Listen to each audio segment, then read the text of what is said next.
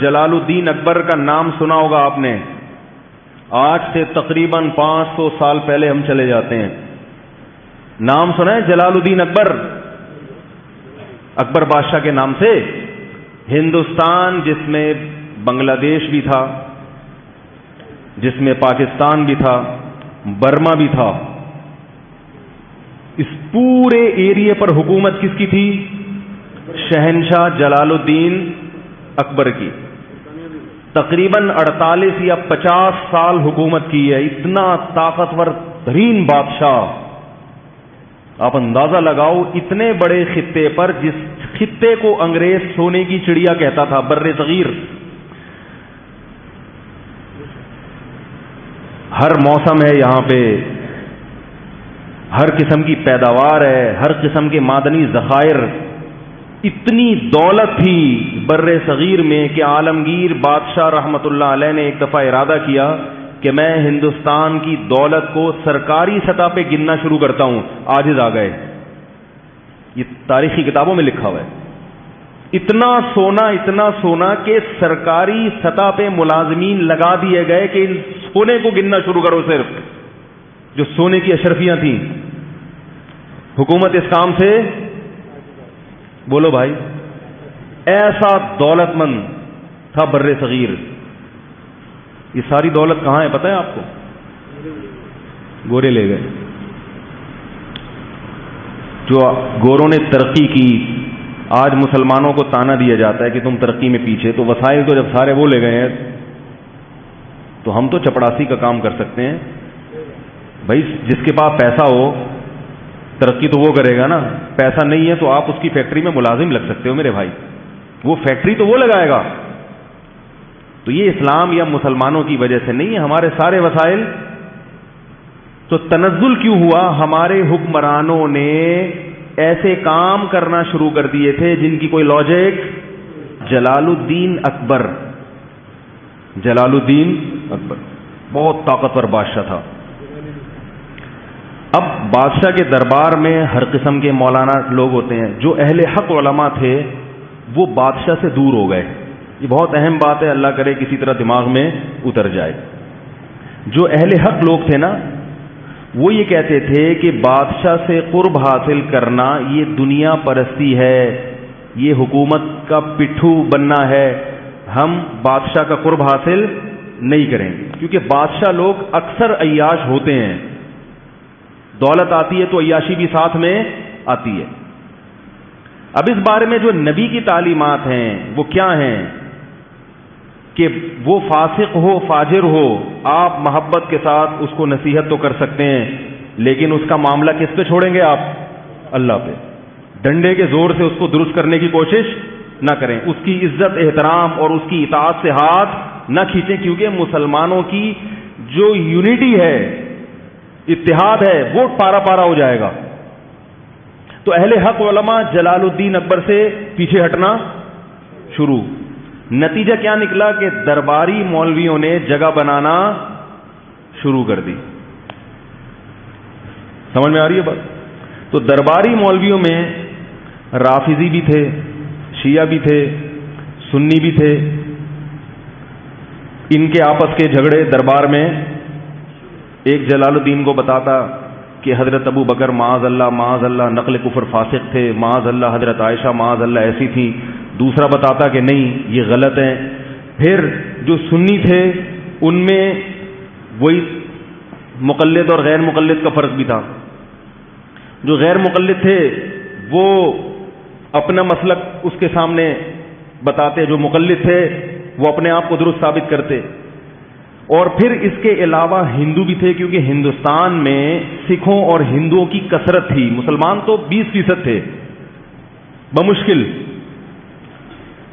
تو وہ لوگ بھی تھے، وہ اپنے الگ ان کو بھی ساتھ لے کے چل رہا تھا جلال الدین اکبر نے کہ سکھ بھی ناراض نہ ہو، ہندو بھی ناراض نہ ہو. ادھر مسلمان جو علماء تھے یہ لالچی تھے بہت زیادہ. جلال الدین اکبر کو احساس ہو گیا کہ یہ کیا ہیں، جتنے میرے دربار میں چاہے وہ سنی ہو شیعہ ہو، یہ ہیں کیا؟ ان میں ایک چیز قدر مشترک ہے کہ یہ سب مکھن لگانے والے مولوی ہیں، یہ جو میرے قریب ہیں ان کا ذاتی مفاد ہے، اور سب ایک دوسرے کی ٹانگیں کھینچنے میں بولو بھائی لگے ہوئے. مخلص آدمی تھا مگر کنفیوز ہو گیا. اس کی کنفیوژن کا فائدہ غیر مسلموں نے اٹھایا. کہتا تھا یہ صحیح ہے، وہ صحیح ہے، فلانا صحیح ہے، ڈمکانا صحیح ہے. سب ایک دوسرے کے خلاف ایک برغلاتے رہتے تھے. بیزار آ گیا کہ کیا صحیح ہے، وہ کنفیوز ہوتا رہا. پھر ادھر سے سکھوں نے اور ہندوؤں نے بھی اس کو، تو آہستہ آہستہ وہ بگڑنا شروع. قصہ مختصر بتاؤں گا. ایسا بگڑا ہے کہ لبرل پنے کی انتہا کو پہنچ گیا. اس نے کہا یہ سب صحیح ہے. اگر کہتا سب غلط ہے تو بھائی حکومت غلط لوگوں پہ کر رہے ہو تم. بادشاہ کا کام ہوتا ہے نا سب کو جوڑ کے چلنا. اس نے کہا سب کیا ہے، صحیح ہے. اسلام بھی ٹھیک ہے اور ہندو بھی ٹھیک ہے، سکھ بھی ٹھیک ہے. بیزار آ گیا دین اور مذہب سے، یہاں تک کہ ایک وقت آیا کہ کلمے کا اس نے انکار کر دیا. اب جو علماء تھے، جو اہل حق تھے، انہوں نے جلال الدین اکبر کے خلاف فتوے دینا شروع کر دیے، کیونکہ اس نے واضح لفظوں میں کفر کرنا شروع کر دیا تھا. خنزیر کی پوجا کرنا شروع کر دی اس نے، خنزیر کی عبادت. اتنا براڈ مائنڈڈ تو ہمارے زمانے میں بھی خنزیر کی ختنے پر پابندی لگا دی. بہت سارے الٹے الٹے کام کہ آج روح کانپ جاتی ہے، ایسا ہو گیا تھا. تو جب اس نے کفر کرنا شروع کیا اور بالکل واضح، تو علماء نے اس کے خلاف، بولو بھائی، بغاوت ہو نہیں سکتی تھی. اتنا طاقتور تھا کہ ذرا سی اس کو بھنک پڑ جاتی، اس کے سر قلم. بہت پاورفل آدمی تھا. 48 سال جس نے حکومت کی ہو معمولی تو نہیں ہے نا، اور بادشاہوں کے خاندان میں پیدا ہوا ہو، حکومت کرنا جانتا بھی ہو. تو نتیجہ یہ نکلا کہ آہستہ آہستہ ہندوستان میں جو عدالتوں میں اسلام رائج تھا وہ بھی عدالتوں سے ختم ہونا، کیونکہ پہلے حکومت خراب ہوتی ہے پھر لا چینج ہونا شروع ہو جاتا ہے. علماء اس کے خلاف ہو گئے. کوئی عالم اگر اس کو سمجھانے کے لیے، بادشاہوں کو جب بھی سمجھایا جاتا ہے تو پہلے ان کی عزت اور تعظیم، بادشاہ کو سمجھانے کا وہ طریقہ نہیں ہوتا حکومت کو سمجھانے کا جو ایک ملازم کو سمجھانے کا ہوتا ہے. کیا خیال ہے بھائی؟ ملازم کو آپ ایک دفعہ بولے کہ بھائی انسان کا بچہ بن جا، تیرے کو میں نے کیا کر گیا تھا، اس پہ وہ اپنی بے عزتی محسوس نہیں کرے گا. بادشاہ کو اگر آپ بولے گے انسان کے بچے بن جاؤ، اس کے منہ پہ جب آپ ایسے بولو گے تو وہ آپ کو کچھ اور بنا دے گا. اس موقع پر مجدد الثانی، الف ثانی کا مطلب دوسری 1000ویں صدی، 1000 سال ختم ہو چکا تھا اور دوسرا 1000واں ہجری کا. حدیث میں آتا ہے نا اللہ تعالیٰ ہر صدی کے شروع میں کسی ایسے مجدد کو بھیجے گا جو دین کی تجدید کرے گا. یہ صحرا مجدد الثانی رحمۃ اللہ علیہ کے سر جاتا ہے، اور اتفاق سے وہ بھی حنفی تھے. میں پھر بھی کہہ رہا ہوں میرا مقصد اس کو ہائی لائٹ کرنے سے آپ کو حنفی بنانا نہیں ہے، احناف کا بغض آپ کے دلوں سے نکالنا ہے کہ یہ کارنامہ بھی کسی حنفی کے کھاتے میں گیا ہے، ورنہ ہندوستان میں اسلام تہز نہز ہو گیا تھا. یہ وقت کے بہت بڑے عالم تھے اور تصوف میں بھی انتہا کو پہنچے ہوئے تھے. تصوف کا تذکرہ بھی اس لیے کر رہا ہوں تاکہ تصوف کا بغض جو آپ کے دلوں میں بھرا ہوا ہے نا وہ بھی نکالوں. صوفیوں کی 2 قسمیں ہیں، ایک بدعتی اور ایک قرآن و سنت کے پابند. آپ تصوف کا سرے سے ہی انکار کر دو، یہ غلط ہے، یہ غلو ہے، یہ مبالغہ ہے. دین کی خدمت میں، دین کو بچانے میں جہاں مجاہدین کا بہت بڑا کردار ہے، صوفیاء کرام کا کردار بھی کسی سے کم نہیں ہے. اور جہاد میں بھی صوفیہ کا بہت بڑا کردار ہے. اکثر بڑے بڑے جو اسلامی تاریخ میں ہیروز گزرے ہیں وہ کسی بزرگ سے ان کا باقاعدہ اصلاحی تعلق تھا اور کسی کی صحبت میں رہ کے انہوں نے اللہ اللہ کرنا سیکھا تھا. جب تک اللہ کے عشق کی چنگاری بزرگوں کی صحبت میں رہ کے دل میں نہیں لگتی اس وقت تک اتنے بڑے کارنامے انجام دینا انسان کے لیے بہت مشکل ہے. خشک علم جو ہے نا، خشک علم، یہ انسان سے کوئی بڑا کام نہیں کرواتا. تو مجدد الافسانی رحمت اللہ علیہ نے پورے بر صغیر کا سفر کیا اور اس کا ارادہ کیا کہ اکبر بادشاہ کا قرب حاصل کر کے محبت کے ساتھ اس کی تعظیم کر کے بہت آرام سے امن اور شانتی کے ساتھ اس کو رام کرنے کی بولو بھائی کوشش. اور یہ ظاہر اس کو پہلے ثابت کر دیا جائے اپنے عمل سے کہ نہ ہمیں حکومت کی لالچ اور نہ ہمیں پیسوں، نہ ہمیں کوئی مدرسے کا چندہ چاہیے آپ سے. آج کوئی کسی حاکم سے ملتا ہے نا، اس کو نماز سمجھانے کے لیے زکوٰۃ، تو وہ سمجھ جاتا ہے کہ مقصد کیا ہے مدرسے کا. مدرسے کا چندہ لینا بھی کوئی بری بات نہیں ہے، لیکن ایسے موقع پہ لینا. مجھے ایک صاحب کہنے لگے، وہ کیا بیان ہوا تھا میرا زبردست، تو انہوں نے کہا اب آپ ایک چندے کا بھی اعلان کریں. میں نے کہا اگر میں نے ابھی کوئی بھی کام ہو، چاہے غریبوں کے لیے چندہ کیوں نہ ہو، میں نے ابھی اعلان کیا تو لوگ بولیں گے مولوی صاحب چورن بیچنے آئے تھے. کیا بیچنے آئے تھے؟ چورن بیچ. پہلے نماز روزہ زکوٰۃ، ہاں بھائی وہ مسئلہ یہ ہے کہ وہ شاباش جیبیں خالی کرو. تو ہر چیز کا ایک موقع ہوتا ہے، چندے کے خلاف نہیں ہے. چندہ نبی صلی اللہ علیہ وسلم نے بھی کیا ہے مگر استغنا کے ساتھ ہو. تو مجدد الافسانی رحمۃ اللہ علیہ نے جلال الدین اکبر کے قریب میں ایسے علماء جو وہاں تک پہنچ سکتے تھے ان کو تیار کیا کہ تم جاؤ اور بادشاہ کا دربار جو منافق مولویوں سے بھرا ہوا ہے اس دربار میں داخل ہونے کی کوشش کرو اور کسی طرح بادشاہ کو یہ باور کراؤ کہ ہم تمہارے خیر خواہ ہیں، نہ ہم تمہارے خلاف بغاوت چاہتے ہیں، نہ ہم تمہاری حکومت کا تختہ الٹنا چاہتے ہیں. بہت محبت سے بڑی اس کی ایک میں نے اس پر ایک پورا بیان کیا تھا JTR میڈیا کے، اس سے پوری تاریخ آپ لوگوں کے سامنے 20-30 منٹ میں نا پورے تاریخ کا خلاصہ پیش کیا تھا. ابھی وہ تو میں نہیں بتا سکتا کیونکہ وہ پورا جو میں اصل جو میسج دینا چاہتا ہوں وہ رہ جائے گا.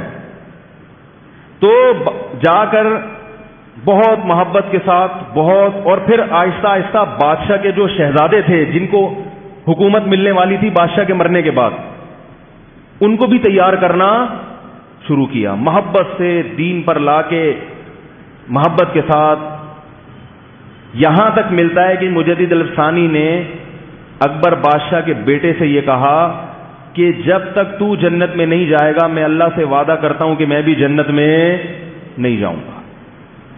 میں اللہ سے تیری اتنی سفارش کروں گا. اب آپ بتاؤ کام کس نے کیا؟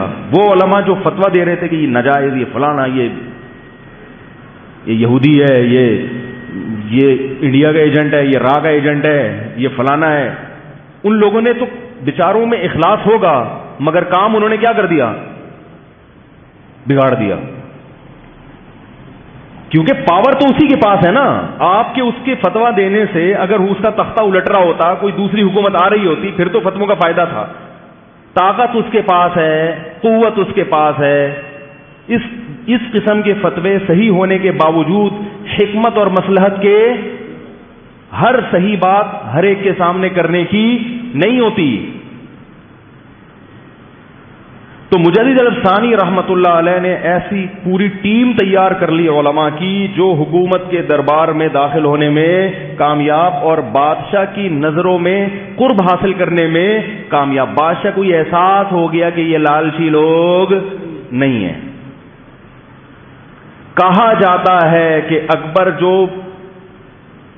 خنزیر کی پوجا کیا کرتا تھا، ختنے پر اور پابندی لگائی اور اسلامی شعار پر پابندی لگائی، مرنے سے پہلے کلمہ پڑھ کے دنیا سے رخصت ہوا ہے. لیکن وہ کام نہیں کر سکا جو اس نے خرابیاں پھیلائی تھیں. اکبر کے بعد جب اس کے بیٹے کے ہاتھ میں حکومت آئی ہے تو وہ نسبتاً اکبر سے، کیونکہ اس سے محنت ہو چکی تھی. جو تبلیغ والے جا کے پاؤں پکڑتے ہیں نا، مالش والش بھی کرنے لگے ہیں، ٹھیک ہے نا. ہمارے ایک استاد کہہ رہے تھے دیکھو بھائی بھائی کرتے کرتے پوری دنیا میں سب سے بڑی تنظیم بن چکی ہے، پوری دنیا کی سب سے بڑی تحریک. نہ کوئی بیچاروں کے پاس دلائل ہوتے ہیں، نہ حدیثوں کے حوالے ہوتے ہیں، نہ قرآن کی آیتیں ہوتی ہیں، صرف اخلاق اور بہت سیدھی دعوت کہ بھئی کلمہ پڑھا ہے، ہم سب نے کلمہ پڑھا ہے، کچھ ہماری ذمہ داری بنتی ہے، بس اس سے آگے آتا بھی نہیں ہے کچھ. اس کا یہ مطلب نہیں ہے کہ تبلیغ والوں کو علم ہی حاصل کرنا چاہیے. میں تبلیغ والوں سے میں کہتا ہوں، میں کیا بڑے علماء کہتے ہیں کہ یہ کام بھی کرتے رہو، لیکن ساتھ ساتھ ٹھیک ہے اخلاق سے آپ پوری دنیا میں پھیل تو گئے ہو، مگر صرف اخلاق کافی نہیں ہے، علم بھی ضروری ہے. خود تبلیغ کے اکابر کہتے ہیں کہ علماء سے علم بھی سیکھتے رہو. صحیح تبلیغ میں کامل لوگ وہ ہوتے ہیں جو تبلیغ میں وقت لگانے کے ساتھ کسی شیخ و مرشد سے یا کسی عالم سے تعلق بھی قائم رکھے. ایسا عالم جو علم میں مضبوط ہو. علم کے بغیر انسان گمراہی کی طرف چلا جاتا ہے، چاہے کتنا ہی مخلص کیوں نہ ہو. تاریخ میں بڑے بڑے مخلصین ہیں جو گمراہ ہوئے ہیں. تو بالآخر اکبر کی اولاد میں عالمگیر بادشاہ پیدا ہوئے، اور وہ مجدد الفسانی رحمۃ اللہ علیہ جو ٹیم تیار کر کے دنیا سے جا چکے تھے. حضرت مجدد الفسانی کا تو انتقال ہو چکا تھا، لیکن عالمگیر بادشاہ پیدا ہوئے، وہ مجدد الفسانی کی محنتوں کا نتیجہ تھا. اور عالمگیر بادشاہ رحمۃ اللہ علیہ یہ وہ ہندوستان کی تاریخ میں بادشاہ ہیں جس کی انگریز بھی آج ایمانداری کی تعریف. انہوں نے بیت المال سے تنخواہ لینا بند، ٹوپیاں سی کے اپنا پیٹ پالا کرتے تھے، قرآن کی کتابت کر کے اپنا پیٹ